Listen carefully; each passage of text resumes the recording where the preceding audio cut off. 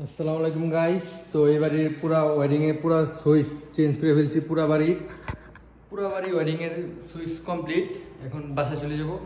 এখন একটা জিনিস আপনাদেরকে দেখাই। এই দেখেন, এইগুলা কিন্তু সব ইনটেক সুইচ, ঠিক আছে? এসবগুলো বাড়ি করছে, এসব লাগাইছি। বাড়িতে অনেক কেউ উঠে নাই, নতুন বাসা। তো এইগুলো এনে যতগুলো সুইচ আছে এই ব্যাগে আরও ওইখানে, এইগুলো সব যদি আমি বিক্রি করে দিই, তারপরও বাংলাদেশের 30-40 হাজার টাকার উপরে বিক্রি করতে পারবো। এইগুলো সব বিক্রি করলে এইগুলো সব মানে নিয়ে চলে যাবো আমি। তো টাকা লাগবে না, সব এইভাবে নিয়ে চলে যাব। এগুলা আপনার মিনিমাম 2000 রিয়াল উপরে বিক্রি করতে পারবো। 3000 রিয়াল হলে বাংলাদেশে প্রায় 1 লাখ। এইখানে মিনিমাম 2000 রিয়ালের কাছাকাছি মাল হবে, এত পরিমাণ মাল।